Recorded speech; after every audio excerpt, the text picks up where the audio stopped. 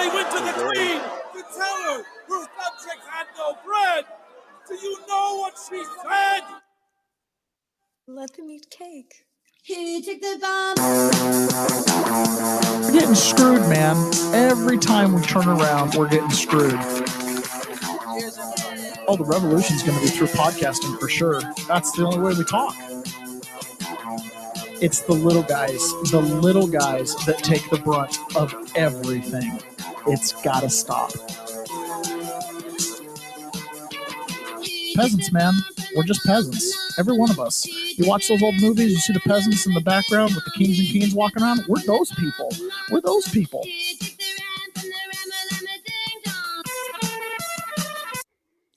Good morning, peasants. Welcome to another episode of the Peasant's Perspective. Wow. I pulled a Ron and I sat down in this chair about 3 minutes ago.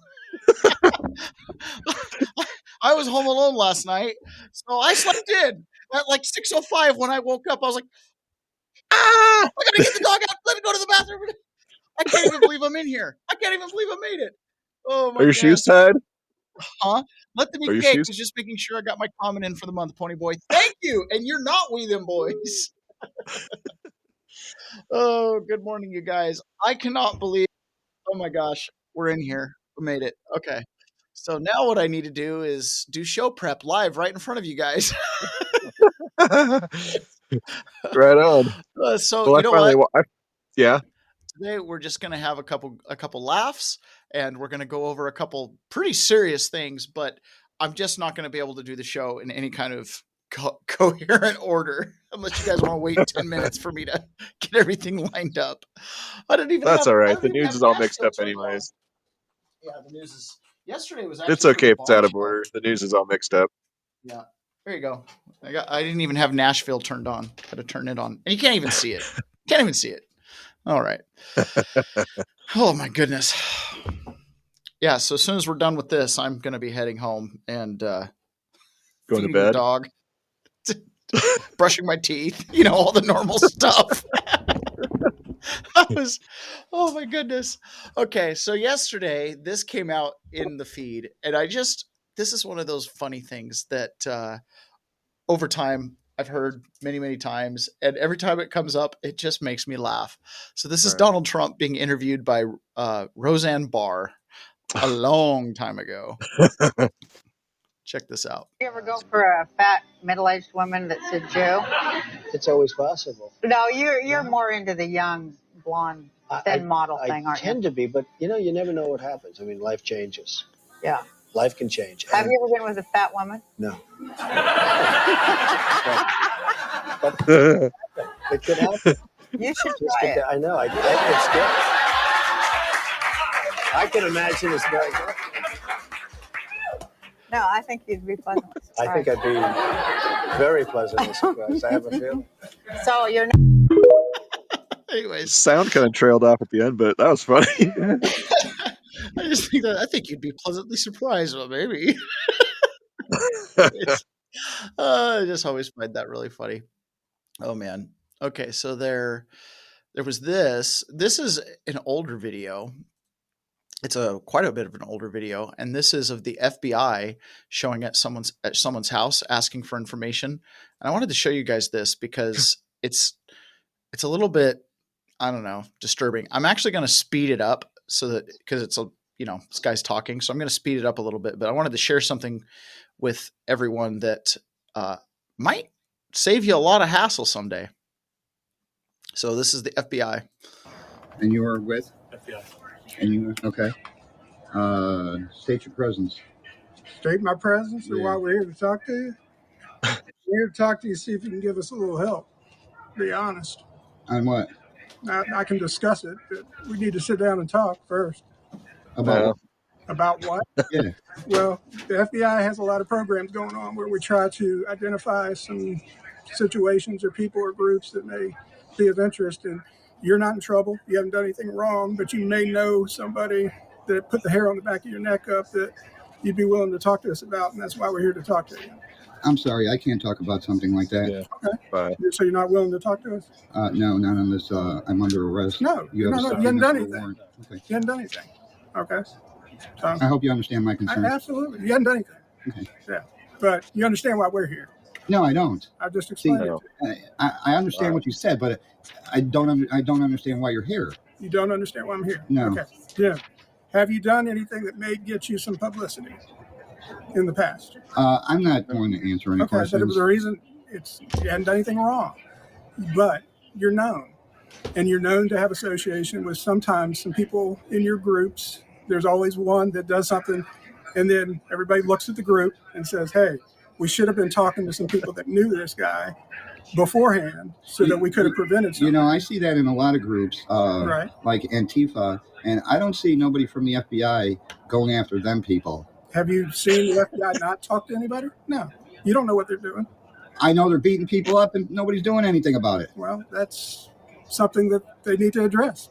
Like that guy at Berkeley who just got attacked because he's a conservative and he's on video and he's still not arrested. Listen, okay? We're not going to. Okay, so first and foremost, if you ever get talking to these guys, don't bring up stuff that happens online. It's just 50% chance it was a hoax anyways, okay? Here's my advice. Don't engage at all. Just tell them no thanks and shut the door. And he's trying to do that. But, you know, this is like, what if you were sitting going, wow, you guys aren't even chasing down the Nazis at Charlottesville. Hold on. You're subject to a hoax, okay? So don't do that. Those things may or may not be happening, and the FBI may or may not be doing it and or investigating it. Don't bring it up, okay? Discuss politics, okay? That's not why I'm here. I'm here to see if you can assist us in trying to identify anybody that you may know. I can't. I'm sorry. I can't help you. That would be of concern to you and of concern to anybody else. Well, I'm sorry. I can't assist you. Okay. All right. Okay. I appreciate it. No problem. All right. Now, if you have a warrant or something, we don't Jim, I'm here friendly, talking. Okay. If I had a warrant, do you think there'd be 3 people here? No, because you come in gangs, just like you are now. No, just in a gang. Okay, 3 is a gang over one of me. Not one of you. You got 2 of you right now. Because he's local, and we thought that makes him feel more comfortable. Nothing feels more. Notice how the big Stasi guy is like, we brought a local guy. He'd make you feel more comfortable. Okay. Nothing makes me feel comfortable when any police are at my door asking me. Well, if you change your mind, you can call Atlanta FBI. Call the Atlanta FBI. Ask for us, and we're trying to get your help. We'll talk to you. Okay. How much you paying? Well, that depends. What kind of help you can provide. Wait a minute. Wait, now you're interested. Wait a minute. It's got to be worth my while. That depends entirely on what you provide. Well, I'll tell you what. I'll think about it. Okay. All right.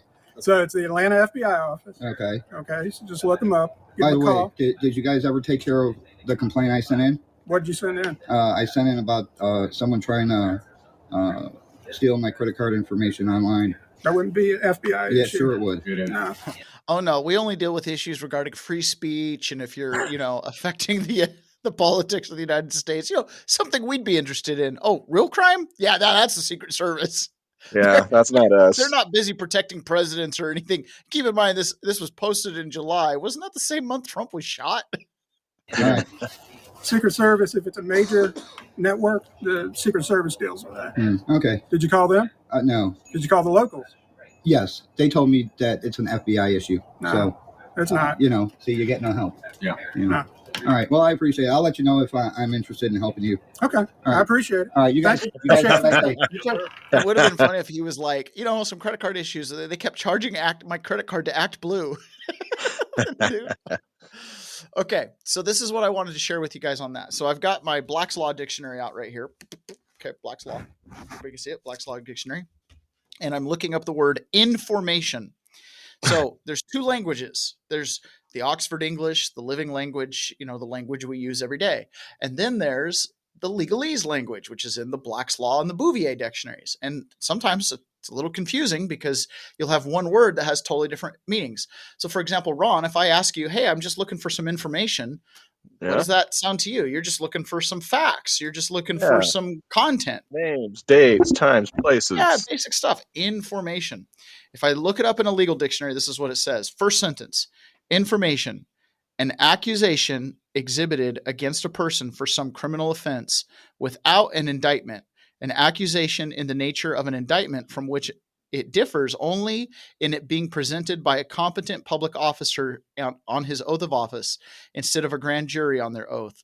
A written accusation made by a public prosecutor without the intervention of a grand jury. So if the FBI comes around going, hey, we're just looking for some information, just trying to figure some things I'm not out. even sure They're what that literally means. saying, hey, we're just looking like an accusation exhibited against a person that we can, for some criminal offense. We're just looking for, can you just provide us with some information? Like, here, I've got a citation. What's your birthday? What's your name? Okay. What did you do yesterday? Okay. Here's a ticket for felonious mulpery. What are you talking? I thought you were just looking for some information. Yes. And now you've been charged. Okay? Anything you say or do can, and most importantly, will be used against you.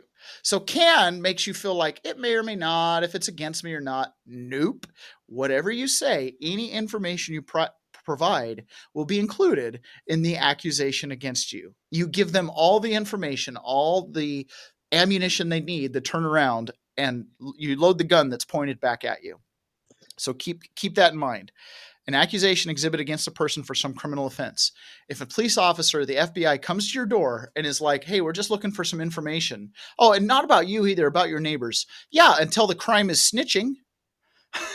Right? In prison, snitches got stitches. There was nothing worse you could do than snitch. Right? Or unless you just happen to say something accidentally that self-incriminates you. Or like if you're Earl, you just snitch on the wrong person and that becomes the criminal offense, right? Irregardless of whether they did it or not. So anyways, there's that I wanted to share with you guys. I also saw this. This is really cool. This is just one of those like inspirational little quotes. And this is something that I could see myself saying. In fact, I might memorize it and put it into my repertoire. So this is a gentleman talking about diffusing situations by he says reacting, not or responding, not reacting. I gotta share my screen. Have you noticed what happens when you stop reacting? When you quit explaining yourself, something powerful shifts. People suddenly lose their control of you. Like it's almost immediate, and it's fascinating to watch. They don't actually need you to be silent, like they don't need your silence.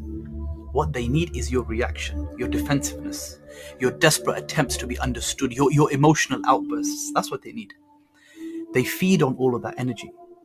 When you stop giving it to them, they have nothing to work with, nothing to manipulate, nothing to use against you. Some people unconsciously structure their entire relationships around provoking reactions from others. It gives them a sense of power, of importance. They need you upset to feel in control. The moment you stop playing that game, you take all of the power away. Not by fighting harder, but by not fighting at all. It's not about winning arguments. It's honestly about recognizing which ones aren't even worth having. I like that. With what it trailed off at the end again. What do you say at the end? He said, you can decide which battles are not even worth having. I actually really like that. That's one of those things that I found with my January 6th trial was very different from anyone else's that was there, because I never argued anything. In my entire case, I think my attorney early on, we enjoined 2 motions to dismiss with the co-defendants. So we never wrote any motions. We never submitted anything on our own. And so when I fired the attorney and I wanted to present myself in court, and I came in there and the judge is, are you going to represent yourself? And I'm like, I don't require anybody to speak on my behalf. I'm like, who am I representing? I am present. I'm right here. And so anyways, it went, I just sat in court and asked questions. I asked questions about all kinds of stuff, but I really didn't answer any questions. You can go through the transcripts, and if I answered a question here or there, it was like, see you again when you come back. See ya. That kind of thing. Like there really wasn't any questions. And so the entire time, all the hearings, the prosecution had almost nothing to say. They'd presented what they did to the grand jury. That was there. They could use that at trial. And because I didn't contest anything and I didn't present anything new, it was pretty light. And then of course, because I was like not playing the game, I was accepting everything like on its face, no matter what it was. They were like, well, you might not be competent. So I had to go meet with a psychologist twice because the judge had found me not competent to stand trial. Right. And I was like, if you know me, it's kind of like, what? It's okay. So he doesn't understand the nature of the defenses against him or can assist in his own defense. Like that's the definition of competent. So I met with a psychiatrist twice, and both times I just didn't answer questions. What's your birthday? The Supreme Court's advised me anytime I'm in the presence of authority figures, my rights are in peril, and I'm not to answer questions or provide information. But it's just your birthday. But you could put it on a ticket. You could put it on a charge. I'm not going to provide it for you. You know what I mean? Like, well, tell me about growing up. What was your family life like?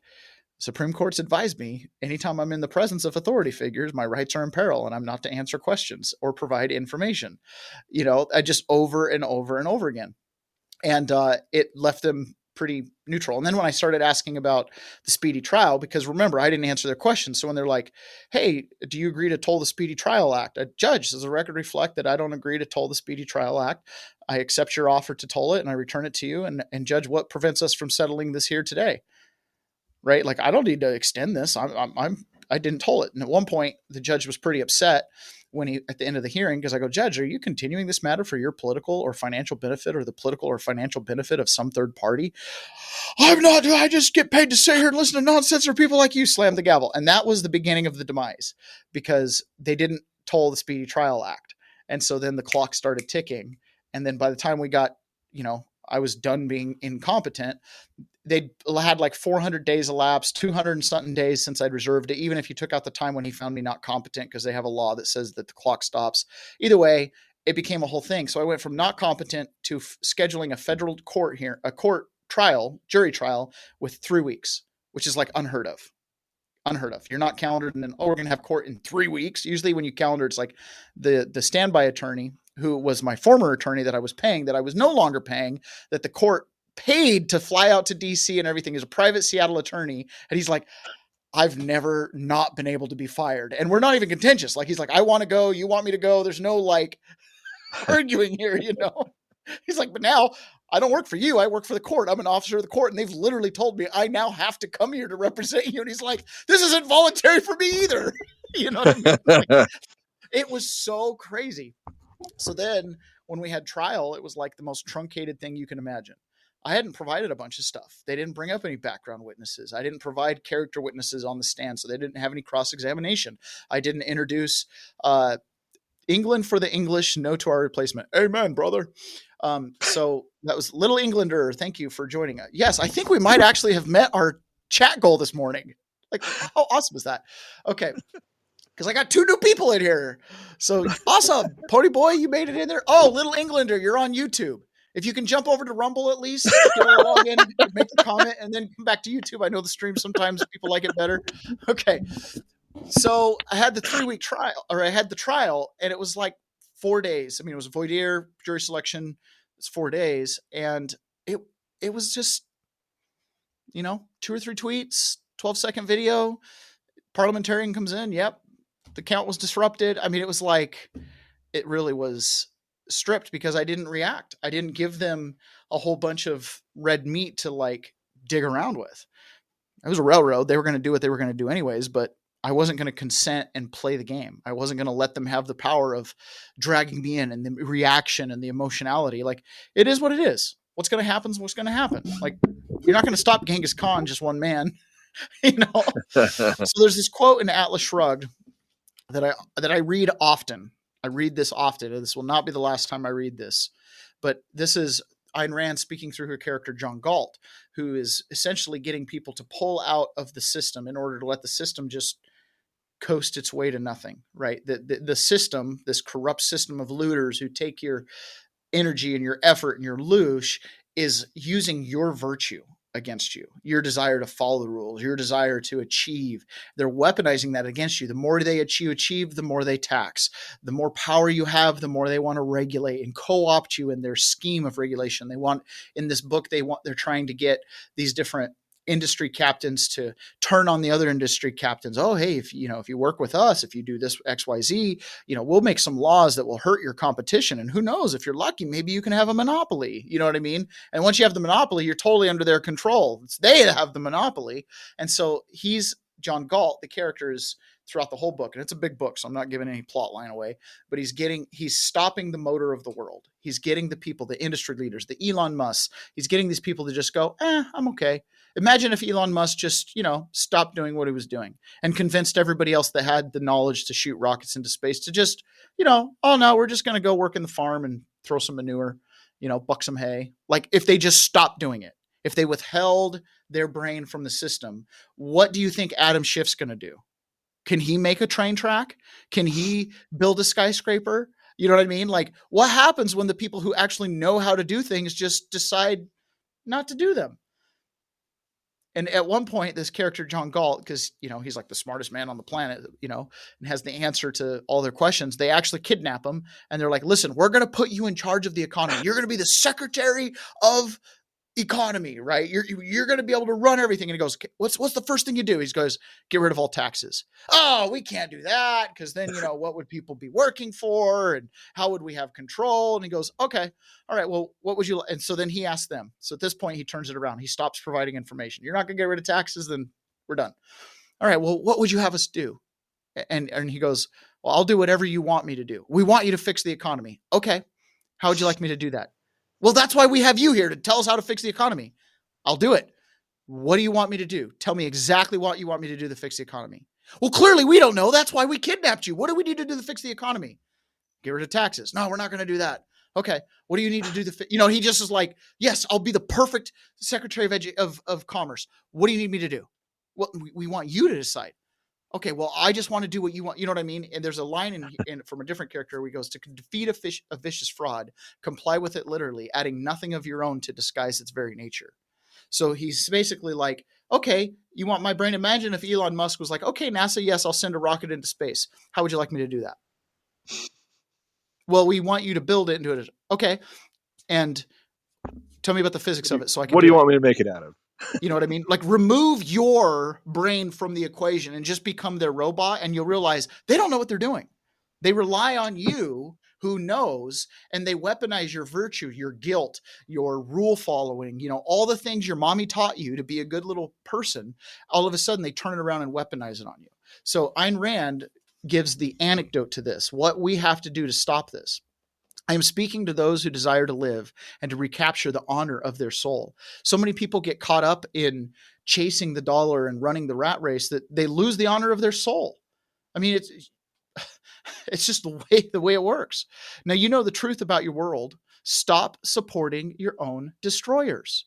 On a show like this, we go over all the things that they do with our tax money, the bombs in Yemen, the kids in Russia that are dying day after day because we're funneling money into this war. And it's like, I don't want to contribute to that. And they're like, you have to pay your taxes, because if not, how are we going to fill the potholes?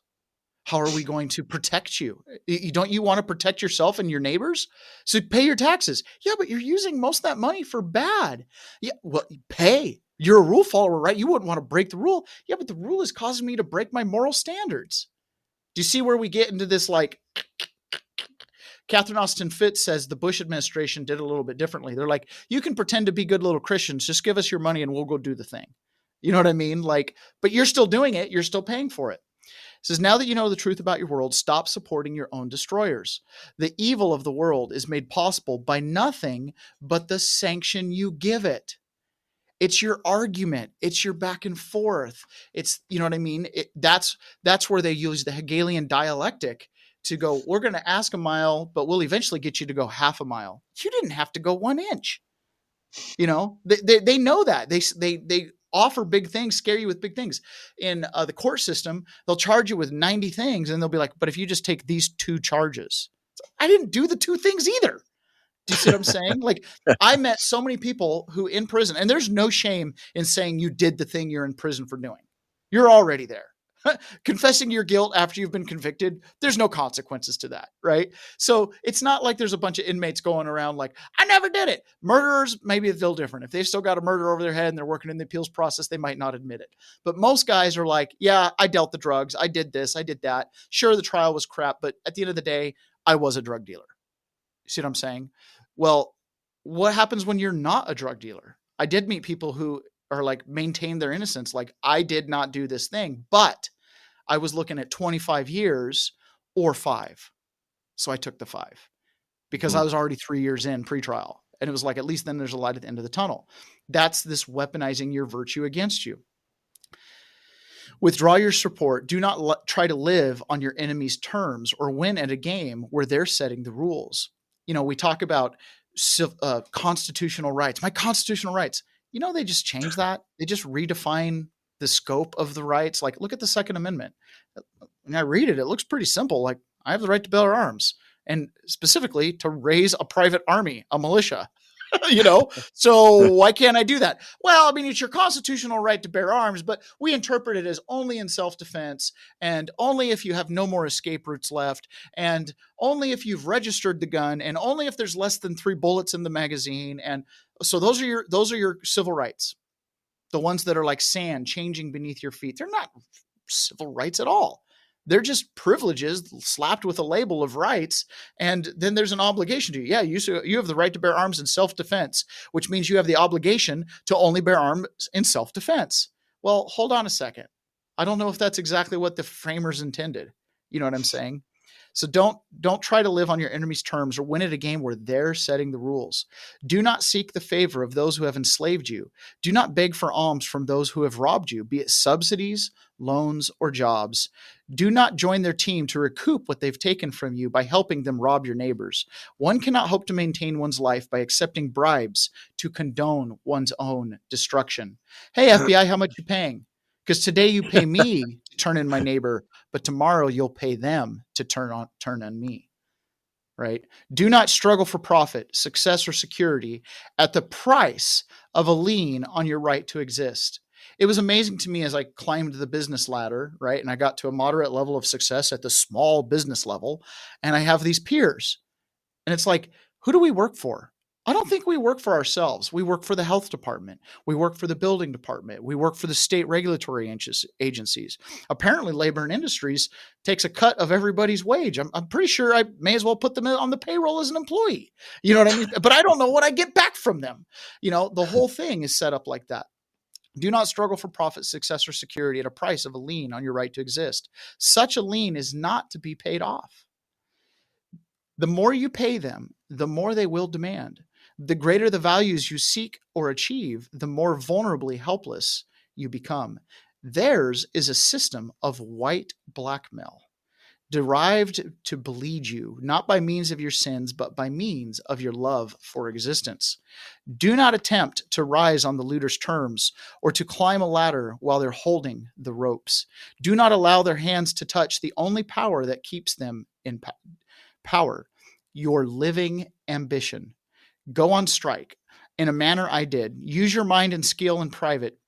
Extend your knowledge, develop your ability, but do not share your achievements with others. Over at 1776, we talk about using trust and different things. This is a way to put your, value into something that's not a leaky bucket, right? It's a way to take it from the system and control it a little better. And that's stuff we talk about exhaustively at 1776. Use your mind and your skill in private. Extend your knowledge, develop your ability, but do not share your achievement with others.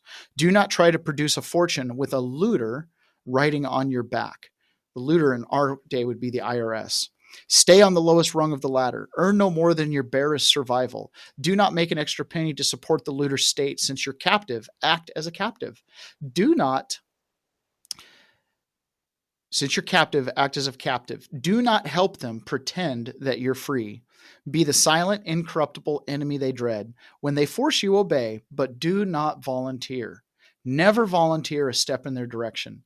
In the whole J6 thing, and I really am careful not to be critical of my J6 brothers and sisters, but it was really shocking to me, the bravado and the bravado that some of the January 6ers had. And then when the heat got put on them, they were the first ones to make a plea deal. And then as soon as the heat comes off, they're the first ones to say, oh yeah, I took that plea deal, but it was a lie. And I didn't really, it's like, then why'd you do it?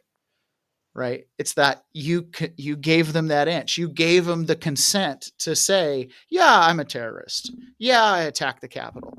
Meanwhile, I didn't really attack the Capitol. Well, you did that. If everybody would have just said, no, I didn't do it, we're going to trial, jury trial, full jury trial. You're going to drag 64 people in here. You're going to interview every single one. And I'm just going to sit here. The entire DC system would have come to a grinding halt. In fact, they had so many of us that it got to the point that as a plea deal happened, a new indictment was unsealed. The court system was so full. So as a person took a plea deal, that allowed them room in the system to arrest someone else. They weaponized your virtue and not, you know what I mean? Don't give the inch. Don't volunteer. Okay, I didn't do it. Well, what's the consequences? Doesn't matter. I'm standing on principle here. You can destroy me. You can destroy 2. You can destroy 10. You can destroy 1,000. But eventually, you're going to run out of people to destroy. Eventually, the juice will run dry. Where are you at? You might have been the last drop in the bucket that caused it to overflow to break the system. You don't know that. And they don't want you to know that. They don't want you to know how loose their control is, because their control is only on our mind. They're not real. They're just people, right? Do they have great, powerful tools of surveillance? Yeah. But at the end of the day, you know what they don't have? This. They don't have the power to actually decide how this acts. But they're pretty good at pushing you around. They're pretty good at putting the the mouse in the maze and putting the cheese. But if you don't want their cheese, you don't go through the maze. That's the deal there. Be the silent, incorruptible enemy they dread. When they force you, obey, but do not volunteer. We don't fight with men with guns. That's stupid.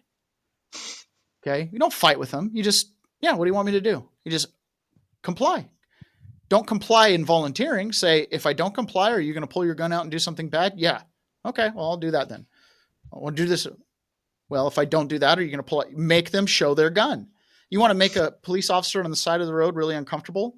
Use your words, not your arguments. Use your questions to expose to him that he's going to drag you on the road and he's going to arrest you. And okay, next. But get to the point where it's so unreasonable for him to take that step. But remember, when it comes to government, that's always in the back, is that threat. That's what they're weaponizing, is your fear of authority, your fear of the father figure, or, that discipline when you were a little kid. That's what they're weaponizing against you. Just stand tall. Just, don't fight them, but don't volunteer. Make them show the means by which they're forcing you. Do not volunteer. Never volunteer a step in direction, a wish or a plea or a purpose. Do not help a hold-up man to claim that he acts as your friend and benefactor. Do not help your jailers to pretend that their jail is your natural state of existence. Do not help them fake that reality. That fake is the only dam holding off their secret terror, the terror of knowing they're unfit to exist. Remove it from them and let them drown. Your sanction is their only life belt. This week, yesterday, here's an example of how they want you to consent. They want you to just believe what they say over and over and over again. So now the little media narrative, after Tulsi Gabbard came out and posted all of the information about Obama setting off Russiagate, that act of treason. So now on the news, they're trying to pull the whole, well, we never said Russia hacked the election. Check this out. This is great. Russia hacking the election to elect Trump is the end of our democracy. Votes were definitely affected. Russia hacked the election to tilt it to Mr. Trump. The Russians definitively hacked the election. Russia did hack the election. No doubt. The Russians hacked the election. Yes, Russia hacked the election. Fact, Russia hacked the election. President-elect Donald Trump still not sounding convinced that Russia hacked the election. The president does not want to come to terms with the fact that the Russians hacked the election. President Trump says he still wonders if the Russians hacked the election. If you can get him to accept that Russia hacked the election, see if you can get him to accept who won the Civil War. If he admits it, it casts a shadow on his victory over Hillary Clinton. Russia hacked the election. Russia hacked the election. Russia hacked the election. Russia hacked the election. Let's be clear, Russia hacked the election. Definitively, Russia hacked the election, and Russia is doing it again now. Election-related cyber hacking. Cyber hacking of U.S. elections. Cyber hacking of the election. Russia was cyber hacking the election. Russia was cyber hacking the election. The CIA, the FBI, NSA. All of these intelligence organizations. 17 intelligence agencies. All conclude that Russia hacked the election. If we find out that Donald Trump just theoretically was colluding with Russia while they were hacking the election, that is completely impeachable. This dossier alleged a conspiracy between the Trump campaign and the Russian effort to hack the election. The director of national intelligence, the head of the National Security Agency, the head of the FBI, all of these intelligence experts saying Russia hacked the election. The FBI, the CIA, the NSA, the former director of national intelligence, James Clapper, I mean, they've all said this. So to believe that that's wrong, you have to believe they're all involved in an elaborate conspiracy to get Donald Trump. Yes, seems a little far-fetched to me. This is so far-fetched. Truth is stranger than fiction, bro. Okay, so Trump posted this yesterday. By the way, had I had more than now to show prep live, this would have been another killer show today. Donald Trump, this makes Watergate look like small potatoes. Victor Davis Hanson, senior fellow, Hoover Institution. They're all caught. Irrefutable evidence. They should all go to jail. It will never stop. Nobody will believe the evidence, which is overwhelming. Make America great again. Yeah, that's the thing I'm afraid of. What? That's what I'm afraid of. We're going to get the truth, but no real action. Oh my goodness. Yeah. So we're going to play this clip here. Okay. So this is Donald Trump yesterday in the Oval Office talking about this. And I need people to step back for a second. Yesterday, I got feedback from you live on the show and my wife. She's like, you gave a really great overview of the Russiagate. And when you were telling me, we need to go on Rogan because we've got this overview, I'm like, I'm not even getting into that detail. And I might have swapped over, if the WikiLeaks hack and Seth Rich was before or after the Podesta, I can't remember. You know what I mean? I need to go back and just look at a couple timeline things. But all that stuff is in my head and it kind of ran. And she was like, well, but I forgot how Seth Rich plays into this. And I'm like, oh my goodness. Yes. When I talk about January 6th and why I went, and when people are like, he's just MAGA, and Trump says do something, you do it. No, it wouldn't really have mattered. It could have been Bernie Sanders that won. If I had seen them come after Bernie Sanders like that, I'm looking at it going, they're going to do it to me. You know what I'm saying? And who runs this country if we don't? And so for me, political science degree, I'm someone who sat in the background and watched my friends lose legs over oil and whatever we were doing in the Middle East. I have friends who died and were put in the ground because they went over to fight for this honorable cause of the United States. And then one day we just left. The Taliban were in charge before we got there, and the Taliban in charge after we left. The only difference is we gave them all the biometric data on all their citizens, and $80 billion worth of weaponry. It was the best investment the Taliban ever made to run to the hills for 20 years. Well, they probably had a really good harvest on their crop too. Yeah, they had a direct line for good fertilizers for the opium. Yeah, exactly. I remember free shipping. I had someone that I was flipping houses with, one of my business partners. His name was Alex, and he was infantry, and he'd done a couple deployments after Iraq, Afghanistan. I think he went to Syria at one point, and he'd been blown up in a Humvee, and that very 6'4", looked like Arnold Schwarzenegger. Guy was just jacked, and he was saying the scariest time of his whole life was when he was in Afghanistan, and they were assigned to patrol some poppy fields, and they got into a firefight over this poppy field, and he was terrified because he called them towel heads or whatever. They were doing precision moves. Usually they're just poking their heads around rocks, pop, pop, pop, pop, calling some air support, suppressive fire, and it's they're not trained. They're just very brave is kind of the way he looks at it. Well, these guys look trained. Well, they ended up getting in this really serious firefight. It went on for a while, and after it was over, right, eventually, apparently they go over to do the body count or whatever it is, and when they were looking at these bodies, and it's blonde-haired, blue-eyed guys. They're Russians. They were fighting the Russians in Afghanistan over a poppy field. And he's like, what are we doing, man? Like, what are we doing? Okay, so this is Donald Trump in the Oval Office. And keep in mind, it doesn't get more serious than this. Donald Trump, he memes, he jokes, but he's still the president. He's still very sensitive about the things he says in these capacities. Witch hunt that you should be talking about is they caught President Obama absolutely cold, Tulsi Gabbard. What they did to this country in 2016, starting in 2016, but going up all the way going up to 2020 of the election. They tried to rig the election and they got caught. And there should be very severe consequences for that. After what they did to me, and whether it's right or wrong, it's time to go after people. Obama's been caught directly. Okay, so we don't need to listen to Rand Paul. Rand Paul, that was not the clip precisely. It was the beginning of the clip I wanted, but not the end of the clip. So Rand Paul goes on there to talk about basically how, oh, here I can stop sharing my screen while I go through all the stuff here.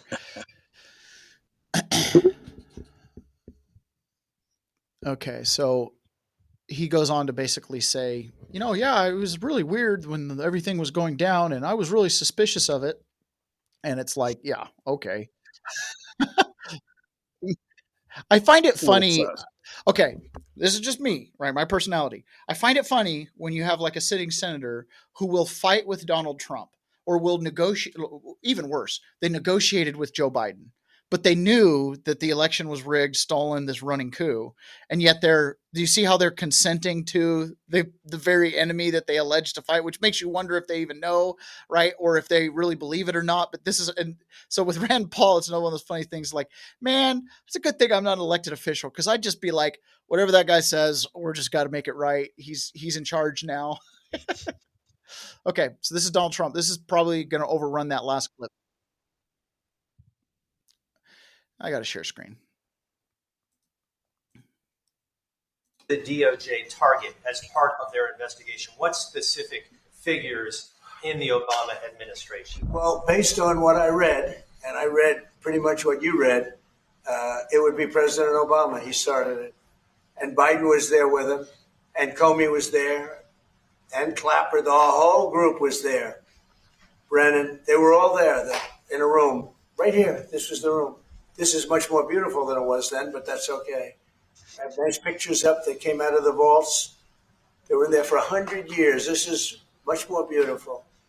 We have the Declaration of Independence now in the room, which wasn't here. I guess people didn't feel too good about putting it here, but I do. But you know what? If you look at those papers, they have them stone cold, and it was President Obama. It wasn't lots of people all over the place. It was them too. But the leader of the gang was President Obama, Barack Hussein Obama. Have you heard of him? And except for the fact that he gets shielded by the press for his entire life, that's the one look, he's guilty. It's not a question. You know, I like to say, let's give it time. It's there. He's guilty. This was treason. He's guilty. This is treason. Wow. Take a moment. Let that sink in. Yeah. He's guilty. This is treason. Barack Hussein Obama.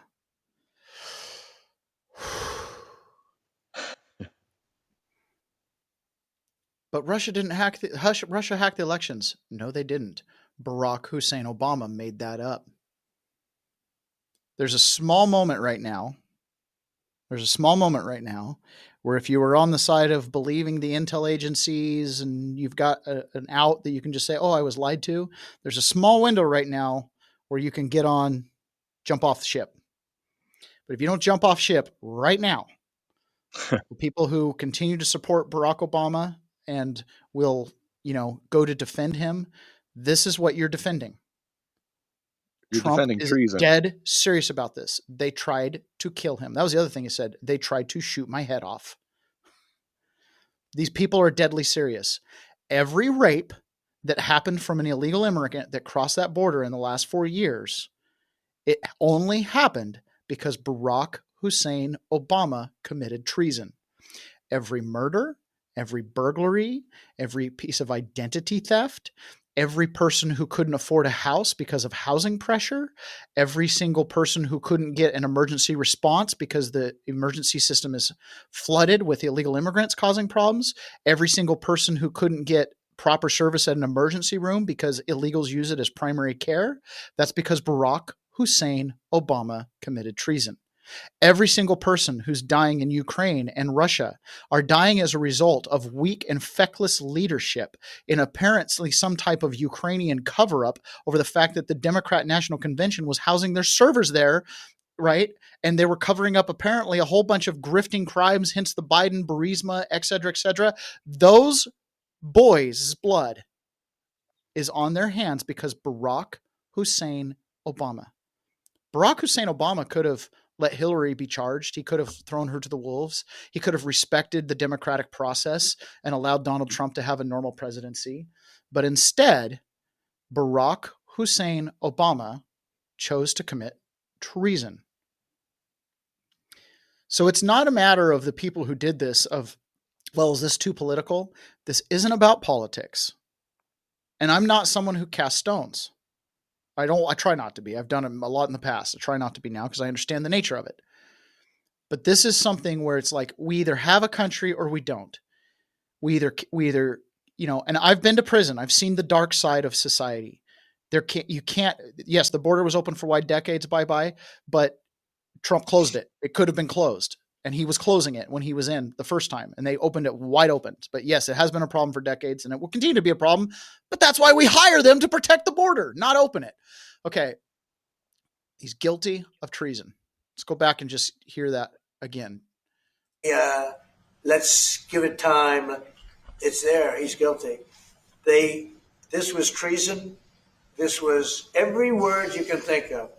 They tried to steal the election. They tried to obfuscate the election. They did things that nobody's ever even imagined, even in other countries. You've seen some pretty rough countries. This man has seen some pretty rough countries, but you've never seen anything like it. In the Oval Office, Donald Trump, dead serious about that. Well, on the topic of the border also, just to help put a bow on that, it was, they reopened the border, but yeah, the border's been a problem for decades. Yes, but that's also because it wasn't just that started with Obama. Obama just created, he did the treason part, but there was other stuff happening before that. It wasn't like this was the very first thing. The military-industrial complex didn't start with Obama. Oh no. I can't blame Iraq on Obama. Right. I think I'm just trying to help that guy that made that comment, I guess. Yeah. The borders, but the point is, it's like, but these guys are entrusted, and no matter what you like, listen, I went to prison. Like, they were dead as a heart attack. Like, I'm part of this narrative now. J6 is not a bubble. It's not in a vacuum. They want you to look at it about, you tried to stop the Electoral Count Act, or I tried to prevent the overthrow of the United States government as a legitimate function of we the people. And you're lucky I didn't exercise my Second Amendment right to actually raise that militia. You know what I'm saying? Like, because that's why we have that. I'm not saying that that's what I wanted to do. I'm not saying that was the intention, but I'm saying, like, look, this is like, we have to have some type of structure. I mean, we either are constrained by a constitution or we're not. Right. But also think about, was Obama elected or selected? Ron, this isn't a conspiracy show. This is a news show. Oh, shoot. I forgot. So let me show you here where he was selected. You know what I mean? I try not to know what I'm make saying. specious claims I can't prove, at least with a video, AI or not. Well, kind of like, yeah. Okay, whatever. Keep going. Sorry. Well, it's kind of like Harris got selected. She didn't get elected. She was selected. Yeah. No, there's some people that could argue that some Bushes got selected. I don't know. Yeah. And the thing is okay, but in 2016, the great thing about the American government is the people can go to sleep and we can let the political parties run roughshod and do it. And then eventually we wake up and we're like, all right, let's fix some things. I just don't want people to get the idea that everything was all copacetic prior to Obama. Let's see. Say it, man. Our Constitution gives clear guidance on dealing with a tyrannical. Never be afraid to say the militia will remove them all. Yeah, I'm down with that. I just don't want to become the thing you hate. I know how that gets weaponized. Saddam Hussein, Obama was selected 100%. Yeah, I believe a lot of our presidents have been selected. I think Donald Trump was selected by the Democrats because they thought only Hillary Clinton could only beat the buffoonish reality TV show. Right, the clown. Yeah, it just happens to be they picked the wrong buffoon. And by the way, Dan Bongino explained this one time because he's from Queens, Trump's from Queens. Apparently, the New York-Queens relationship is like this chip on the shoulder thing. So Trump comes into Manhattan, builds starts doing the real estate, wants to play with the big dogs, but he's not a Wall Street guy. He's a Queens kid. You're the low-income housing project guy. Your dad does low-income housing. Don't come over here to the Wall Street high-rent luxury neighborhood. And Trump's like, man, there's bullets flying over there. Are you kidding me? I'm over here. But he's got that. He's got that Queens chip on his shoulder. He's got that talk, right? He's got that mannerism that kind of rubs people wrong, so they underestimate him. It's the same thing that happens with people in the South. A lot of people discount people in the South. Oh, they're slow. No, they're not. They're just like you. They just have an accent, right? Right, and that's why he's like, DNC's trying to clown me. I don't think so. Yeah, exactly. I ain't gonna be clowned. Oh man, I'm gonna play another clip later. Yeah. So this is Trump yesterday again too. Oh, my share screen. Producer, play cut 9. Go. Okay. Intelligence. Oh, where's Tulsi? She's like hotter than everybody. She's the hottest one in the room right now because she found out with certainty. I think we knew it before, in all fairness, Tulsi, but now you have certainty. She has all the documents. She has everything that you need. And she found out that Barack Hussein Obama led a group of people and they cheated in the elections, and they cheated without question. It's not even would you say there's even a little question there, Tulsi? She says no. And you found things that nobody thought we'd ever find. And very happy and very honored to have you with us. She's right now, by far, Speaker, she's hotter than you right now, Speaker. She's the hottest person in the room right now, Speaker. So, Tulsi, great job. And I know you have a lot more coming. She told me you've seen nothing yet. So I heard those rumors about you, but now I know they're true. So we're very proud of you, Tulsi. They cheated so badly. And ultimately, it led to a loss in 2020. And it shouldn't have been a loss. It was a big victory. We won by a lot. We had to do it again. But if I thought we lost, I would never have run again. And this is a far more consequential election than it would have been if we did. That's the only thing I can say in favor of it. But we can't ever let that happen again to our country. Can't ever let it happen again. It's all connected. It's all connected. Yeah. So I remember when I was in prison, I was talking to the chaplain, and she was like, do you vote? We had a handful of discussions because I'd go to church and I'd go to service there, and she was like, she didn't vote. She never voted because she didn't think her vote mattered. Well, after talking with me, she voted. So after the election, she's like, I have to tell you something. I voted. I voted because of you. Like, but don't tell anybody because you're not supposed to have any kind of political talk or whatever, but we did all the time. And so at Weed and Boys, Tulsi is my crush. She's a lot of people's crush, buddy. So get mine. Yeah.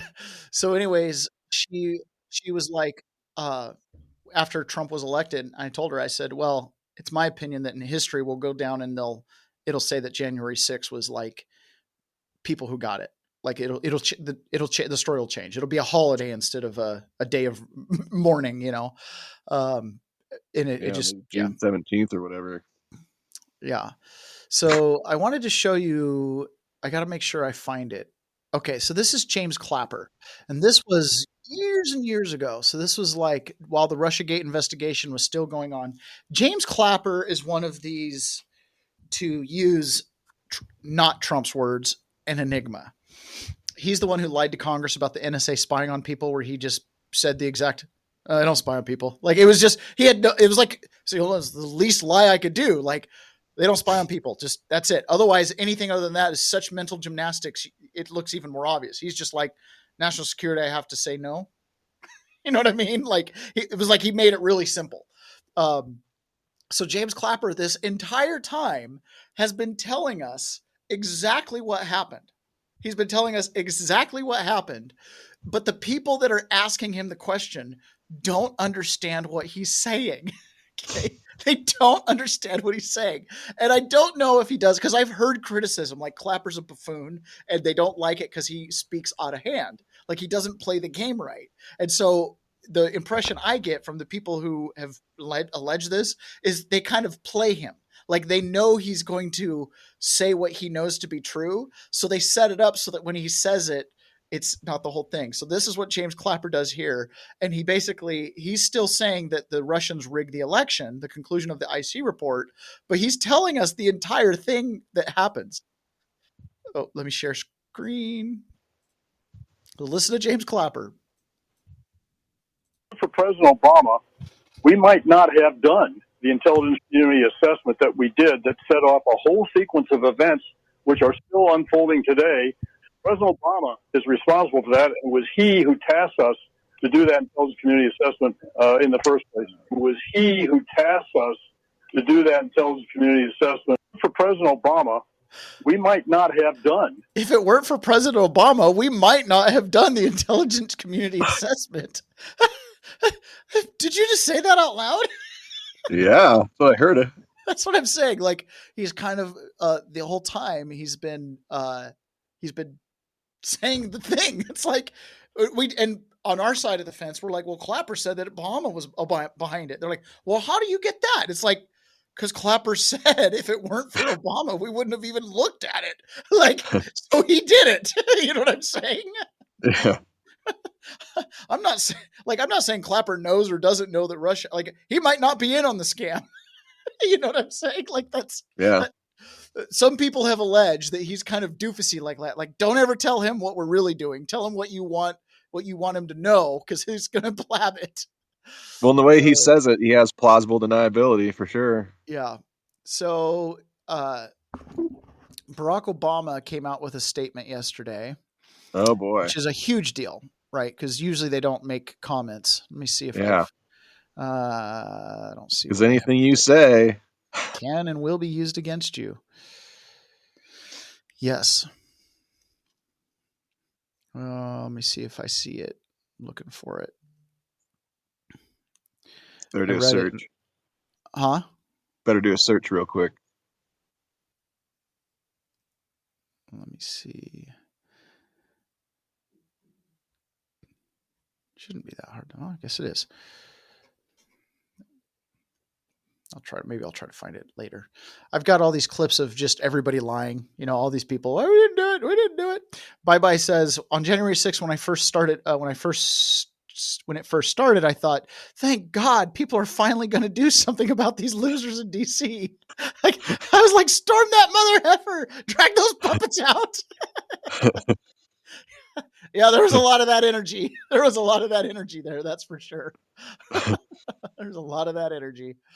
I wanted to make a protest. I definitely would have been like dragging anybody out, but I could see some of the crowd getting that way. And again, our country was stolen. Like that's the opinion we have. It's not, hey, we want Trump and we want to overthrow the election. It's no, we think our country's been stolen. And by who? I think we know who. I think we all knew who. Okay, so here's something shocking. Like shocking. So this is a different topic. We're just totally jumping topics here. Secretary Kennedy, this is Robert Kennedy Jr. Our findings show that hospitals allowed the organ procurement process to begin when patients showed signs of life. And this is horrifying. The organ procurement organization that coordinate access to transplants will be held accountable. The entire system must be fixed to ensure that every potential donor's life is treated with sanctity it deserves. Organ harvesting in America. If you're on the donor list, they would start your organ donor process while you still had potential to live. HHS.gov. Under Secretary Kennedy's leadership, HHS is restoring integrity and transparency to organ procurement transplant policy by putting patients' lives first. These reforms are essential to restoring trust, ensuring informed consent, and protecting the rights of the guilty. HHS finds systemic disregard for sanctity of life in organ transplant system. How is that not already a thing? Just another dirty cesspool. It's not just dirty, it's murder. It's murder. Because you can't tell me that some of these people couldn't be resuscitated. You can't tell me that some of these people couldn't get treatment, right? This idea that, it's terminal, they're dead, car accident, they can't survive. That wasn't the case. You go through and you can read, there's a whole bunch of information on it. But I mean, these guys, basically, if you're on the organ transplant list and somebody needs your liver, they'd let you die. They would kill you to get your liver because there's money in your liver and there's not money in you if you're healthy. HSS finds systemic disregard for sanctity of life. See, I need to share the new screen here. Our findings show that hospitals allowed organ procurement process to begin when patients showed signs of life, and this is horrifying. We just read that quote. HSS Organ Transplant Network has reopened a disturbing case involving potentially preventable harm to neurologically injured patient by the federally funded organ procurement organization, serving Kentucky, Southwest Ohio, and part of West Virginia. Under the Biden administration, the OPTN's Membership and Professional Standards Committee closed the same case without action. Undersecretary, so are they brain dead or just in a coma, or I don't really know. Neurological damage, yeah. 103 cases, 29.3 showed concerning features, including 73 patients with neurological signs incompatible with organ donations. As in, they still had brain waves. People do come out of comas, Yeah. At least 28 patients may not have been deceased. 28 patients may not have been deceased at the time of organ procurement was initiated, raising serious ethical and legal questions. Evidence pointed to poor neurological assessments, lack of coordination with medical teams, questionable consent practices, and misclassification of causes of death, particularly in overdose cases. Oh, you're overdosing? Take their organs. They're losers. They're drug users. Take their organs. You come in, on an overdose where that's brain dead right there. Get the kidneys. And here's the thing, when they do a report like this, 103 cases, this is so difficult to investigate. And because one of the allegations is falsifying the reason of death. It's one of the allegations. The reason of death was you took their organs. You murdered them. Right? So it makes it incredibly difficult to go in after the fact and dig that up. So that those are probably like the most egregious cases. You know what I mean? Those are not the fringe cases. For them to make an announcement like that, for Senator Kennedy to be like, they were organ harvesting from patients still showing signs of life. And that's probably a pretty watered down way to say that. Yeah. Why do we remove our sanction? It's because these people, until they develop a track record of not doing this kind of stuff, I don't trust any of it. I don't trust I hate to be that guy, but I've become that guy. I've become that guy. Okay, so $100 million that was raised for the Celebrity Fire Aid concert actually went to NGOs. So when the fire in LA happened, they had the big concert and they raised $100 million. Not one penny of it went to victims. It all got distributed to NGOs that it says allegedly had nothing to do with the fire. And this is coming from Representative Kevin Kiley. I've asked Attorney General to open an investigation. Huh? They're funding protests. Yeah, they're funding protests. That's exactly right. Oh my gosh. These people are so corrupt. I find this really funny here. So Donald Trump is actively suing Murdoch, who owns Fox News and Wall Street Journal, which are both subsidiaries of News Corp, and his daughter-in-law has a show on Fox News. I just find it. They only have so many mediums. You know what I mean? Like they only have so many ways to get information out. And I don't know. Apparently, a couple of weeks ago, it was cool to be on Fox News. Now it's like enemy of the people. They're being sued. So this is Tulsi Gabbard and Laura Trump talking on Fox News about the treason and whatnot. Rupert Murdoch, yes. To what we heard from former President Obama there. He's saying that none of this makes any sense, that this is a distraction. What do you say to that? It's the art of deflection coming from former President Obama, as well as his friends who are still in Congress today, and Senator Warner and Congressman Jim Himes, really all basically saying that exact same statement, which doesn't actually address the issue that was revealed in great detail in the over 100 documents that we released last week and the documents that we will be releasing later this week that point to the undeniable fact that you laid out in your introduction to this segment, is that the intelligence community had one assessment. that Russia did not have the intent or capability to try to impact the outcome of the U.S. election leading up to Election Day. The same assessment was made after Donald Trump was elected by the American people as president in 2016, defeating Hillary Clinton. And it wasn't until after that pulled President's Daily Brief document that you referenced that the Principals Committee was called in the National Security Council. And President Obama then directed Obama's DNI James Clapper to lead the effort to create this new intelligence community assessment that detailed not if. Okay, so what I said earlier about Clapper being just a dupe, he wasn't a dupe. He was Clapper that was tasked with doing it, which is why Clapper's like, hey man, I wouldn't even committed treason if Barack Obama didn't tell me to. That's what he's saying. But how Moscow attempted to influence the outcome of the U.S. election. So this is the thing that I think people should pay attention to is neither the message from President Obama's office, neither the statements coming from Democrats in Congress today and their friends in the propaganda media. None of them are addressing this fact that there was a shift, 180-degree shift from the intelligence community's assessment leading up to the election to the one that President Obama directed be produced after Donald Trump won the election that completely contradicted those assessments that had come previously. The second thing I want to address that's very important, Laura, is that you in the clip that you played, you saw John Brennan, James Clapper, James Comey stated with high confidence this January intelligence community assessment that they drafted at the direction of President Obama. The fact is that they used already discredited information like the Steele dossier. They knew it was discredited at that time, yet they used it as a source for this document that they claim to have high confidence in.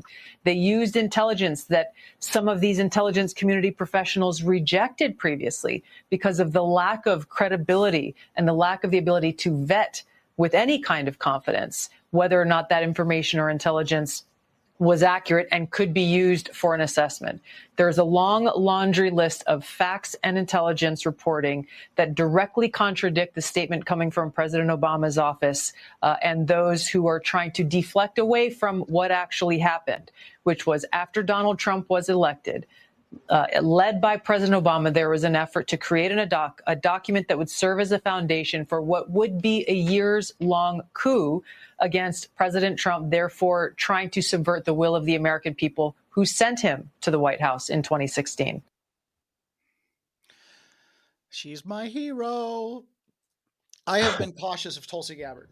I have warned people. I've said, listen, she is a Democrat. She's a Democrat. She's pro-choice. She's very much more on economic stuff, very much more of a socialist. Okay. I would not vote for her for president if she wasn't running against like Hillary Clinton or something like that. You know what I mean? Like, no. But I am super happy with her kind of. But at least you can believe what she says. Well, she's walked it, right? She ran against the Clintons. She came out and said things about the Clintons that put her on the target list. She saw the lying fake media. She left the Democrat Party to become an independent, and then now she's officially joined the Republican Party. So Tulsi Gabbard is now a Republican. But keep in mind, the Republicans have gone pretty far to the left on social issues. Okay, like we have a gay Secretary of Treasury. Like that was unthinkable 30 years ago. So is what it is. But I'm really impressed with her here. And I just am like, she just seems like someone who understands what that oath of office was supposed to mean. And I like that. Okay. There is a clip I wanted to play with James Comey. Let me find it here. Okay. So this is James Comey being interviewed back in 2017, I think, after he'd been fired. This is on ABC. This guy right here. Oh my gosh. Oh, you're not even looking at the screen. Let me show you guys. Saw his big, beautiful face. I'm just like triggered by this man. This is one of the most phony reporters you'll ever see, man. In prison, they every day at like 4:30 or 5 or whatever it was, the nightly news comes on, and all the black guys would watch this, and it was like, why are you guys watching that stuff? Oh, it's the news. And it was like there was like a perception that ABC and CBS, like the broadcast news networks and what they run, like this is broadcast news. This guy gets more viewers than CNN or Fox News because he's in the broadcast side of things, right? It goes out to every TV, whether you have cable or not. You know what I'm saying? And so when these guys say something, they are like, they're doing the Walter Cronkite, like set the narrative. When Anderson Cooper says something on CNN, it's cable news. This is kind of that 24-hour news infotainment situation. But these guys, they don't run news all day. So when the news comes on, it's sandwiched in between like Family Guy cartoons and evening sports. So that's kind of how they get their viewership is you're getting ready for the game and you've got the news on. And then the next thing that comes on is the game or whatever trendy TV show there is. Okay. So they get a lot of eyeballs of people who don't normally follow the news, like a lot of eyeballs in the millions upon millions. Like the ABC, CBS, the broadcast news networks have a significant amount of influence and sway. James Comey's explosive first interview since being fired by the president.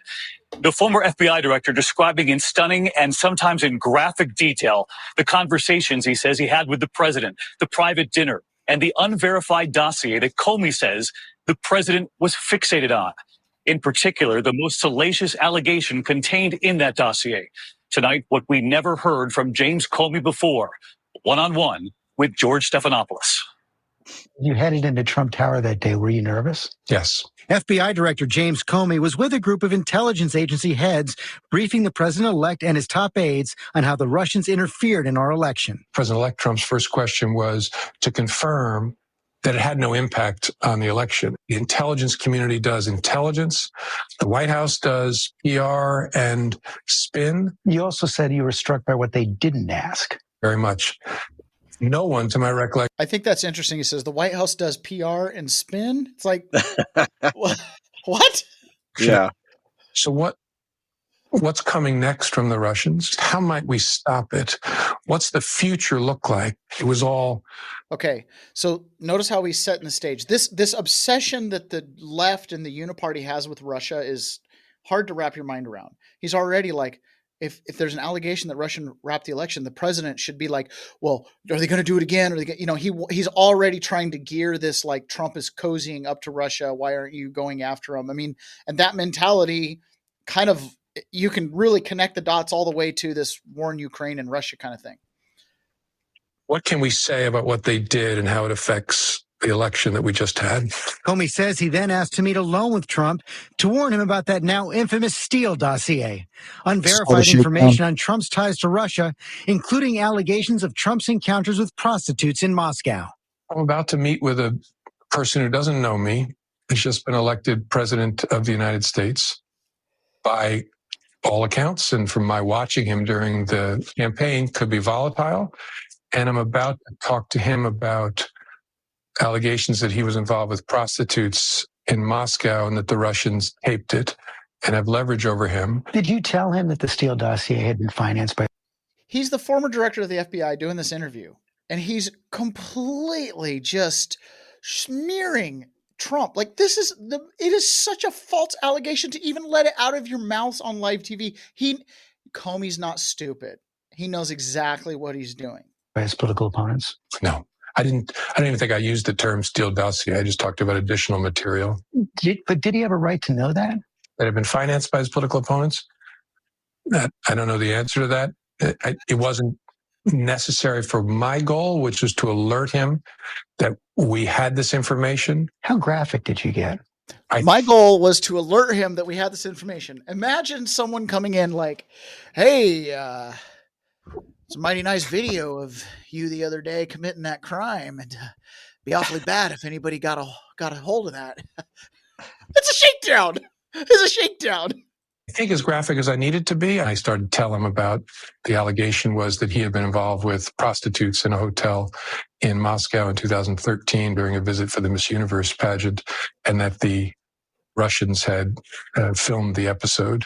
And he interrupted very defensively and started talking about it. Do I look like a guy who needs hookers? And I assumed he was asking that rhetorically. I didn't answer that. And then I just moved on and explained, sir, I'm not saying that we credit this. Not saying we believe it. We just thought it very important that you know. Did you tell him you thought? Dude, can you believe that? What do I look like?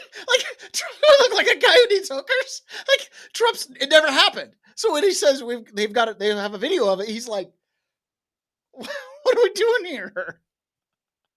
Thought it wasn't true, or you didn't know if it was true or not? I never said I don't believe it because I couldn't say one way or another. How weird was that briefing? Really weird.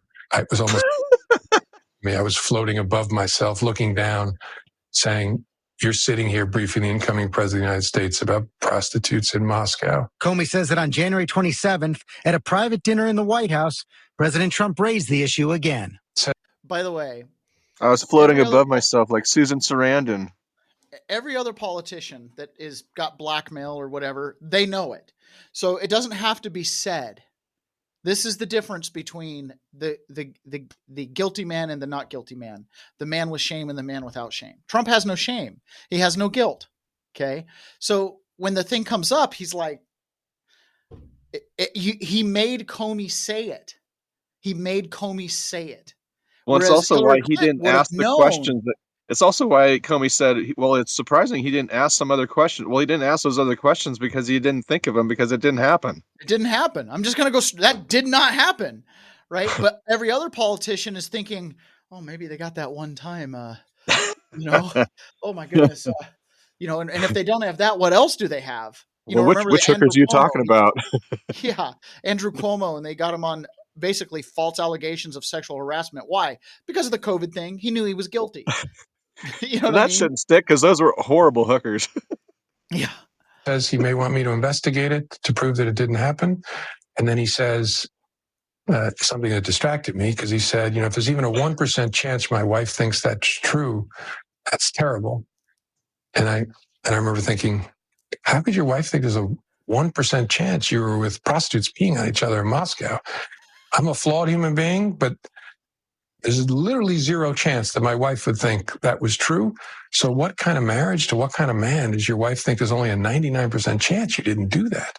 And I said to him, sir, when he started talking about it, I may order you to investigate that. I said, sir, that's up to you, but you'd want to be careful about that because it might create a narrative that we're investigating you personally. And second, it's very difficult to prove something didn't happen. Did you believe his denial?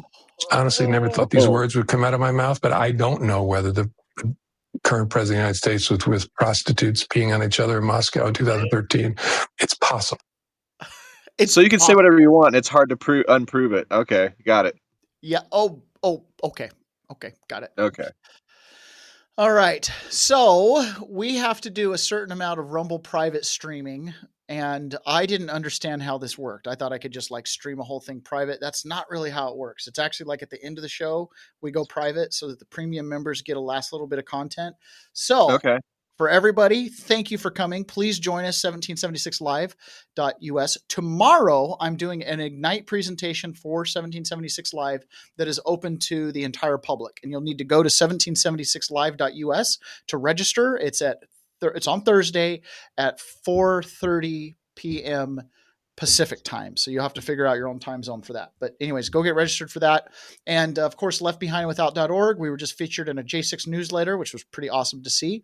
And we are going to jump over to private. So if you're Rumble Premium, I think that this thing will just continue on. If you're not Rumble Premium, we will see you again tomorrow. Talk to you guys later. Booyah. And now we're waiting.